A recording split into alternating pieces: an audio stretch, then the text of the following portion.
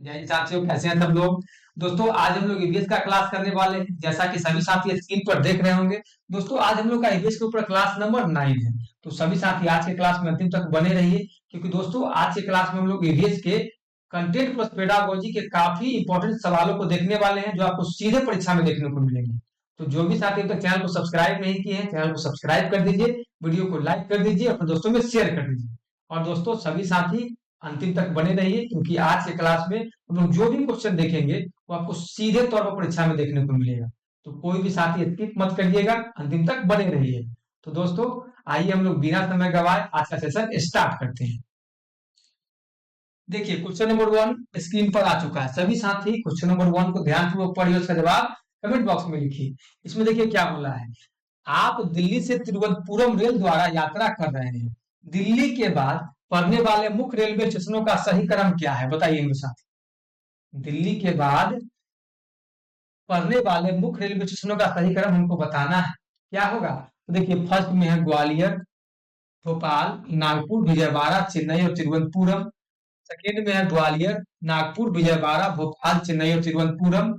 सी में है भोपाल, ग्वालियर, नागपुर, चेन्नई, विजयवाड़ा और तिरुवनंतपुरम। डी में है भोपाल, नागपुर, ग्वालियर, विजयवाड़ा, चेन्नई और तिरुवनंतपुरम। बताइए क्या होगा। तो मेरे साथ ही इस क्वेश्चन का सही जवाब जाएगा option number 1 is the right answer. Gwalior, Bhopal, Nagpur, Vijayawada, Chennai और तिरुवनंतपुरम। ठीक है, चलिए क्वेश्चन नंबर 2 में चलते हैं।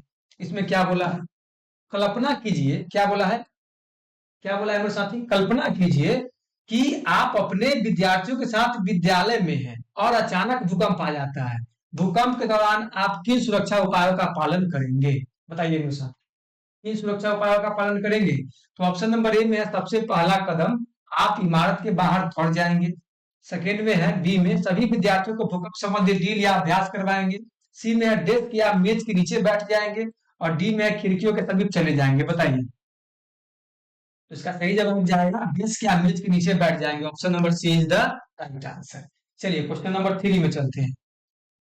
निम्नलिखित में से किस कला रूप में वस्तुओं की रंगाई और प्राकृतिक रंगों जैसे गोबर, नील, हल्दी आदि के माध्यम से नमूने बनाना शामिल है, बताइए। तो देखिए फर्स्ट में है मधुबनी, बी में है वर्ली, सी में है कलमकारी और डी में है फुलकारी। क्या हो जाएगा, तो मेरे साथ ही इसका सही जवाब हो जाएगा आपको Kalamkari. Option number C is the right answer. क्या होगा, कलमकारी।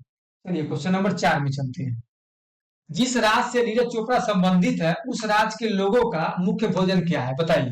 उस राज्य का मुख्य भोजन क्या है। तो फर्स्ट में है इडली, चटनी, चावल, सांबर। बी में है रोटी, दाल, राजमा, आलू पराठा। थर्ड में है रोटी, सांबर, बांस की रसेदार सब्जी, मछली करी, शोरबा। डी में है टैपियोका, कसावा, चावल, मछली करी, शोरबा। बताइए क्या होगा इसका सही जवाब। तो मेरे साथी नीरज चोपड़ा जिस राज्य से है उस राज्य का खाना है रोटी, दाल, rajma, aloo paratha. Option number B is the right answer. ठीक है, चलिए क्वेश्चन नंबर 5 में चलते हैं। इसमें देखिए क्या बोला है।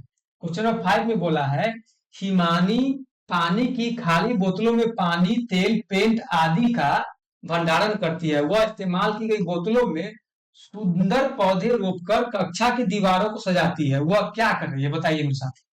क्या कर रही है हिमानी, क्या कर रही है, तुमको बताना है।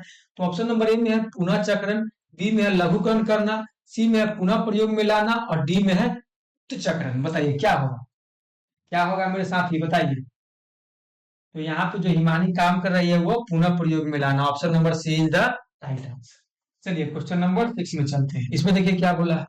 निम्नलिखित में से पौधे का कौन सा समूह वनस्पतिक पौधे के अंश द्वारा उपजता है, बताइए कौन सा समूह होगा। देखिए ऑप्शन नंबर ए में है धान, गेहूं, जई, ओट। बी में है गन्ना, आलू, पत्ता गोभी। सी में है आलू, गुलाब और गन्ना और डी में है गेहूं, गन्ना और चावल। बताइए क्या है, गेहूं, गन्ना और चावल। बताइए मेरे साथ। इसका सही जवाब हो जाएगा आलू, गुलाब और गन्ना। Option number C is the right sir. ठीक है, चलिए क्वेश्चन नंबर 7 में चलते हैं। खाद्य पदार्थों के उस समूह का चयन कीजिए जिन्हें पौधे के एक ही भाग से प्राप्त किया जाता है। बताइए खाद्य पदार्थ का वैसा समूह का चयन करना है जो एक ही, क्या है मेरे साथी, एक ही भाग से प्राप्त किया जाता है। देखिए फर्स्ट में है सेब, आलू, टमाटर, गन्ना।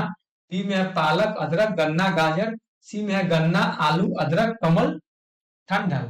डी में है पालक, पत्ता गोभी, जीरा और आलू। बताइए क्या हो जाएगा?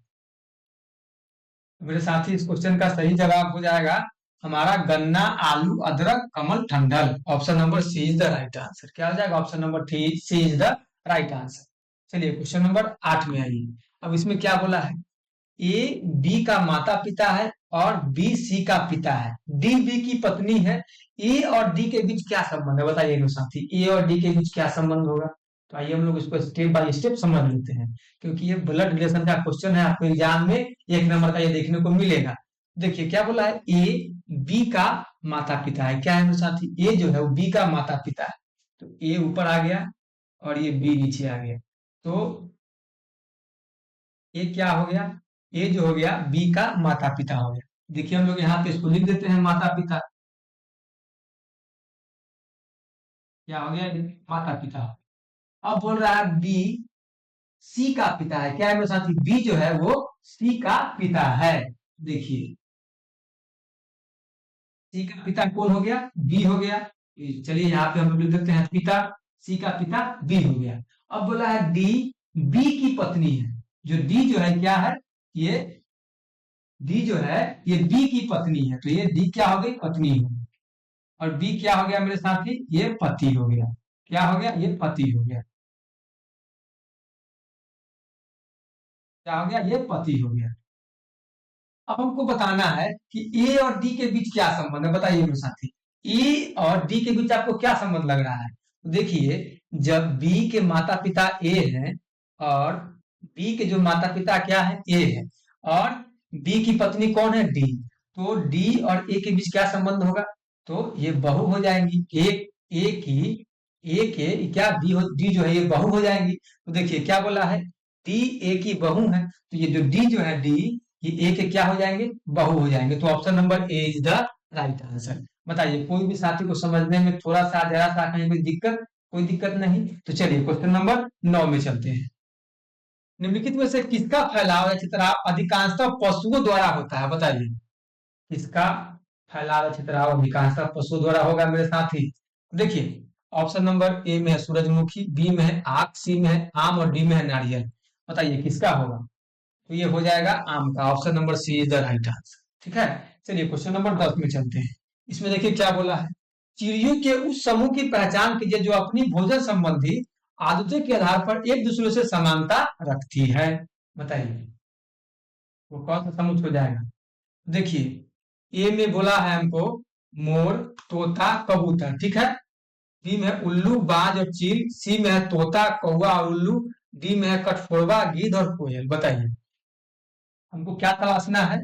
हमको तलाशना है चिड़िया के उस समूह की पहचान करना है या तलाशना है जो अपनी भोजन संबंधी आदतों के आधार पर एक दूसरे से समानता रखते हैं, मतलब एक दूसरे के सिमिलर, क्या है? सिमिलर है, मतलब उसके सिमिलरिटीज को फॉलो करते हैं। ठीक है, इसका सही जवाब हो जाएगा आपका उल्लू, बाज और चील। Option number B is the right answer. क्या हो जाएगा? उल्लू, बाज और चील। चलिए क्वेश्चन नंबर 11 में चलते हैं।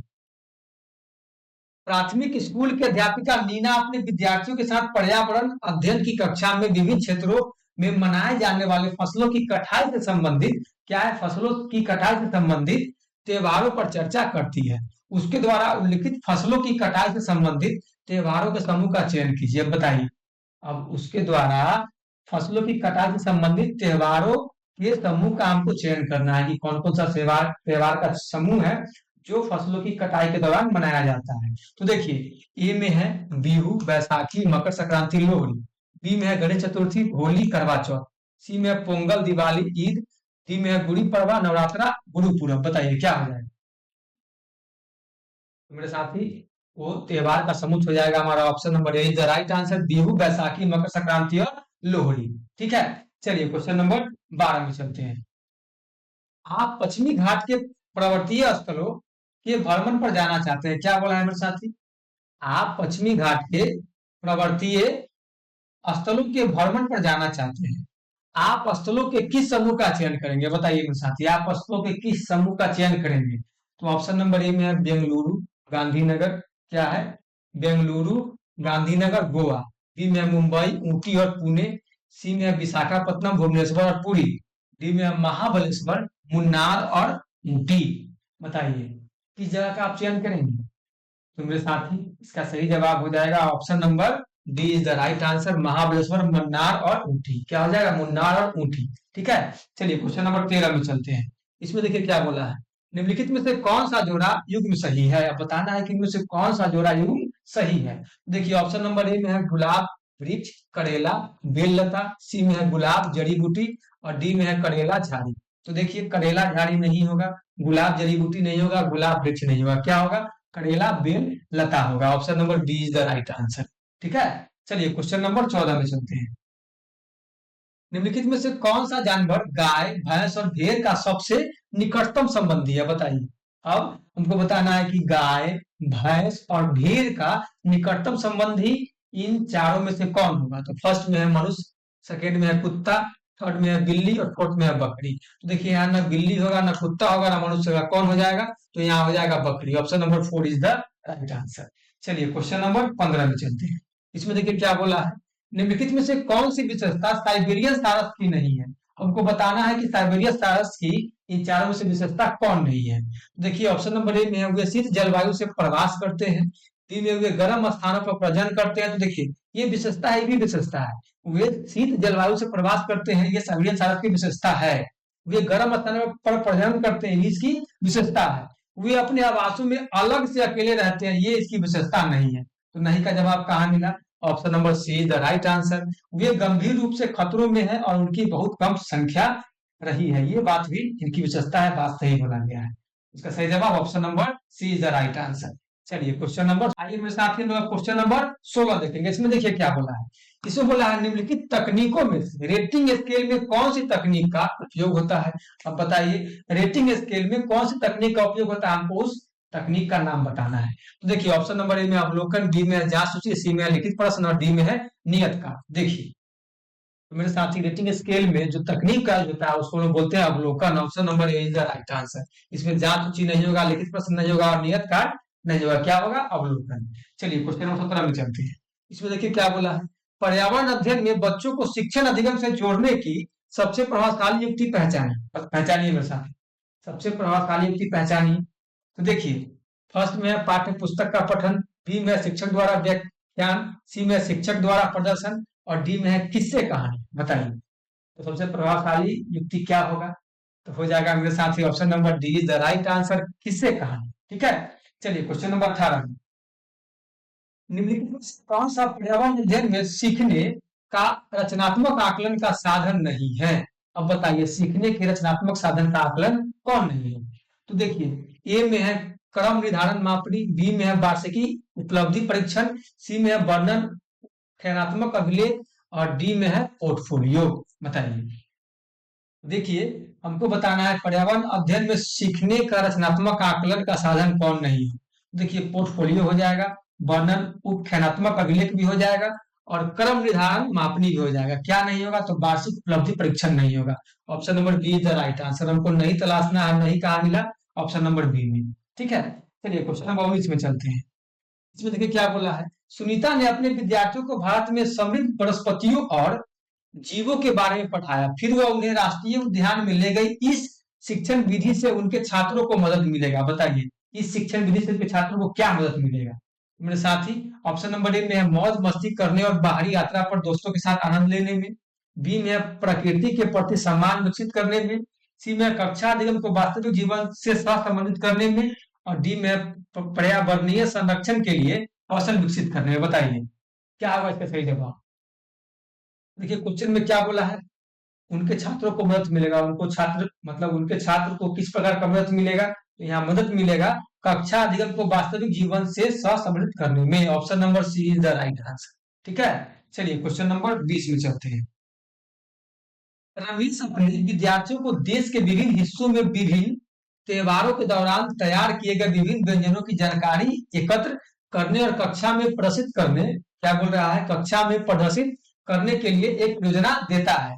इस गतिविधि का उद्देश्य है। बताइए मेरे साथ इस गतिविधि का क्या उद्देश्य है? तो देखिए ए में है देश में सबसे लोकप्रिय भोजन के बारे में जानना, बी में छात्रों को विभिन्न व्यंजन आजमाने के लिए प्रेरित करना, सी में है देश के विभिन्न हिस्सों में पकाए जाने वाले व्यंजनों का रिकॉर्ड बनाना और डी में हमारे देश में संस्कृति की विविधता के बारे में छात्रों को संवेदनशील बनाना। क्या होगा इसका सही जवाब? लोग कमेंट बॉक्स में लिख दीजिए। और सभी साथी चैनल को सब्सक्राइब कर दीजिए, वीडियो को लाइक भी कर दीजिए दोस्तों, और अपने दोस्तों में शेयर कर दीजिए। ठीक है, देखिए इसका सही जवाब जाएगा option number D, the right answer. हमारे देश में संस्कृति की विविधता के बारे में छात्रों को संवेदनशील बनाना। चलिए क्वेश्चन नंबर 21 में चलते हैं। इसमें देखिए क्या बोला है। अमित के विद्यालय में एक पर्यावरण अध्ययन विषय पर प्रदर्शनी आयोजित की गई। क्या बोला गया है कि अमित के विद्यालय में एक पर्यावरण अध्ययन विषय पर प्रदर्शनी आयोजित की गई। यह प्रदर्शनी एक उद्देश्य के साथ आयोजित की गई थी। आपके निम्नलिखित में से कौन सा सबसे उपयुक्त उद्देश्य है, बताइए। हमको बताना है कि जो उपयुक्त उद्देश्य है, अब इसके अनुसार क्या सही है। देखिए, फर्स्ट में माता पिता को संतुष्ट करने के लिए, बी में प्रिंसिपल और सहकर्मियों को प्रसन्न करने के लिए, सी में शिक्षार्थियों में रचनात्मक प्रवृत्ति को दिशा देने के लिए, और डी में भविष्य के करियर विकल्पों के लिए शिक्षार्थियों को प्रशिक्षित करने के लिए। बताइए क्या होगा इसका सही जवाब। तो मेरे साथ इसका सही जवाब जाएगा option number C, the right answer. शिक्षार्थियों में रचनात्मक प्रवृत्ति को दिशा देने के लिए। क्या होगा? रचनात्मक प्रवृत्ति को दिशा देने के लिए। इसका सही जवाब जाएगा option number C, the right answer. चलिए क्वेश्चन नंबर 22 में, निम्नलिखित में से कौन सा उपागम पर्यावरण अध्ययन के शिक्षण से संबंधित नहीं है। हमको बताना है कि इनमें से कौन सा ऐसा उपागम है जो पर्यावरण अध्ययन के शिक्षण से संबंधित नहीं होगा। तो देखिए ऑप्शन नंबर ए में है एकीकृत, बी में है निरंकुश, सी में है प्रक्रिया, और डी में है वैचारिक धारणात्मक। तो देखिए पर्यावरण अध्ययन के उपागम से जो शिक्षण संबंधित है वो हो जाएगा वैचारिक, हो जाएगा प्रक्रिया, हो जाएगा एकीकृत, हो जाएगा। तो क्लियर बोला है कौन सा उपागम पर्यावरण अध्ययन के शिक्षण से संबंधित नहीं है। तो देखिए आपको कौन संबंधित नहीं होगा, तो वो हो जाएगा हमारा निरंकुश। तो नहीं का जवाब हमको कहाँ मिला? ऑप्शन नंबर बी में। और संबंधित हो जाएगा एकीकृत, प्रक्रिया और वैचारिक धारणात्मक। ठीक है, तो इसका सही जवाब option number B is the right answer. चलिए क्वेश्चन नंबर 23 में, ईवीएस के अधिगम में निम्नलिखित में से किस विधि के द्वारा अधिकतम मनोप्रेरक पक्ष का विकास होगा, बताइए। ऑप्शन नंबर ए में है प्रदर्शन विधि, बी में व्याख्यान विधि, सी में एकीकृत विधि, और डी में पोस्टर बनाना विधि। तो हमको बताना है, क्या बताना है, किस विधि के द्वारा अधिकतम मनोप्रेरक पक्ष का विकास हो। तो मेरे साथी ये होगा हमारा एकीकृत विधि के तहत। Option number C is the right answer. इसी विधि के द्वारा अधिकतम मनोप्रेरक पक्ष का विकास आपका संभव है, देखने को मिलेगा। ठीक है, तो हो जाएगा एकीकृत विधि, option number C is the right answer. चलिए क्वेश्चन नंबर 24 में चलते हैं। इसमें बोला है पर्यावरण अध्ययन में शिक्षण अधिगम निर्भर करता है, बताइए। अब शिक्षण अधिगम पर्यावरण के जो हमारा अध्ययन है उसमें कैसे निर्भर करता है, बताना है। तो देखिए फर्स्ट में बच्चों के पूर्व अनुभवों पर, सेकेंड में संसाधनों की उपलब्धता पर, थर्ड में है विद्यालय दर्शन पर, फोर्थ में है बच्चों की जरूरतों पर। बताइए क्या होगा, बताइए मेरे साथी। क्वेश्चन में आप लोग स्पष्ट देख रहे होंगे, इसमें क्लियर बोला है पर्यावरण अध्ययन में शिक्षण अधिगम निर्भर करता है। किस पर निर्भर करता है वो उनको बता दीजिए। तो देखिए निर्भर करता है बच्चों के पूर्व अनुभवों पर, संसाधनों की उपलब्धता पर, बच्चों की जरूरतों पर। विद्यालय दर्शन पर ये निर्भर नहीं करता। तो इसका सही जवाब क्या आ जाएगा? फर्स्ट, सेकेंड और फोर्थ। कहाँ है first, second, fourth? First, second और फोर्थ ऑप्शन नंबर ए में। Option number A is the right answer. ठीक है, चलिए क्वेश्चन नंबर 25 में चलते हैं। इसमें देखिए क्या बोला है, ईवीएस कक्षा में निम्नलिखित में से कौन सा अनिवार्य है, बताइए। ईवीएस कक्षा में निम्नलिखित में से मेरे साथी कौन सा अनिवार्य होगा। तो फर्स्ट में है चार्ट, बी में प्रोजेक्टर, सी में स्थानीय संसाधन, और डी में शिक्षक का ज्ञान। बताइए क्या अनिवार्य होगा। देखिए हमको तलाशना है जो अनिवार्य होगा, वो हो जाएगा हमारा संसाधन। Option number C is the right answer, स्थानीय संसाधन। ठीक है, चलिए क्वेश्चन नंबर 26 में, एनसीईआरटी ईवीएस पर्यावरण अध्ययन की पाठ्य पुस्तक में रेलवे टिकट का नमूना दिखाया गया। यह इसलिए क्योंकि, अब बताइए इसको दिखाने का क्या मकसद है। तो देखिए ये बोला है विद्यार्थियों को टिकट में उपयोग किए जाने वाले विभिन्न विवरण का ज्ञान प्रदान करना है, बी में विद्यार्थियों में निर्णय के कौशल को विकसित करना है, सी में विद्यार्थियों को रेलवे के बारे में अवगत कराना है, डी में वास्तविक अनुभव के द्वारा संप्रेषण और अवलोकन कौशल को विकसित करना है। बताइए इसका सही जवाब क्या होगा मेरे साथी। तो इस क्वेश्चन का सही जवाब जाएगा option number D is the right answer. वास्तविक अनुभव के द्वारा संप्रेषण और अवलोकन कौशल को विकसित करना है। ठीक है, चलिए क्वेश्चन नंबर 27 में देखिए क्या बोला है, ईवीएस के शिक्षण अधिगम में निम्नलिखित में से क्या बच्चों में विकसित होता है, बताइए। निम्नलिखित में से बच्चों में क्या विकसित होता है। तो ऑप्शन नंबर ए में अच्छी याददाश्त, क्या है, अच्छी याददाश्त, बी में है पहचानना, सी में है करके सीखने की प्रवृत्ति और डी में है रटना। तो जहां रट्टाफिकेशन की बात देखिए सीधे करती है, पहचान भी नहीं चलेगा और अच्छी यादाश्त भी नहीं चलेगा। यहाँ क्या सबसे सही हो जाएगा, तुमको क्या तलाशना है, जो बच्चों में विकसित होता है, मतलब जो शिक्षण अधिगम जो हो रहा है उसमें विकसित होने का काम करता है, वो है करके सीखने की प्रवृत्ति। Option number C is the right answer. क्या है मेरे साथी, जो प्रवृत्ति इसमें विकसित हो रहा है वो हमको देखने के लिए मिल रहा है, क्या, करके सीखने की प्रवृत्ति। बच्चा यहाँ स्वयं से करके लर्निंग बाय डूइंग पर ज्यादा फोकस कर रहा है। ठीक है, चलिए क्वेश्चन नंबर 28 में चलते हैं। पर्यावरण अध्ययन में स्टोरी टेलिंग कहानी वाचन एक प्रभावी शिक्षण रणनीति है। निम्नलिखित में से कौन सा इसको उपयोग करने का सबसे उपयुक्त कारण है, बताइए। हमको बताना है कि कौन सा इसको उपयोग करने का सबसे उपयुक्त कारण है। देखिए, तो ऑप्शन नंबर ए में है, यह पाठ को विद्यार्थियों के लिए रोचक बनाती है। बी में है, विद्यार्थियों में कहानी लेखन का कौशल विकसित करती है। सी में है, यह विद्यार्थियों में सुनने का कौशल विकसित करने में मदद करती है।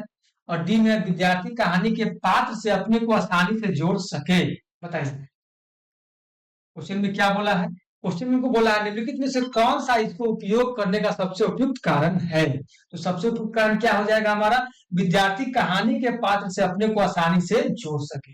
यही हमारा सबसे उपयुक्त रणनीति होगा, उपयुक्त हमारा क्या होगा, कारण होगा। Option number D is the right. ठीक है, चलिए क्वेश्चन नंबर 29 में चलते हैं।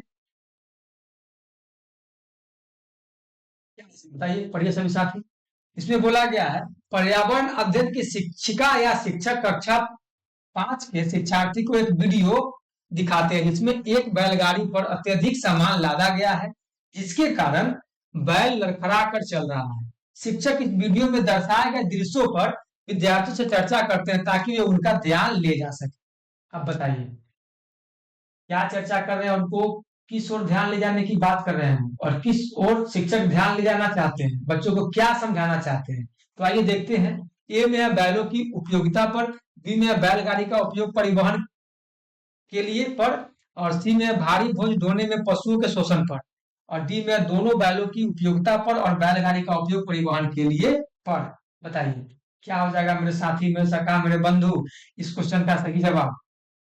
देखिए, ताकि उनका ध्यान ले जा सके, शिक्षक का यहाँ उद्देश्य है भारी बोझ ढोने में पशुओं के शोषण पर। क्या हो जाएगा, option number C the right answer. ये शिक्षक का उद्देश्य है ताकि बच्चों को समझा सके कि बच्चों बच्चों कैसे बैलों का शोषण हो रहा है, उनसे भारी सामान ढोने के लिए विवश किया जा रहा है।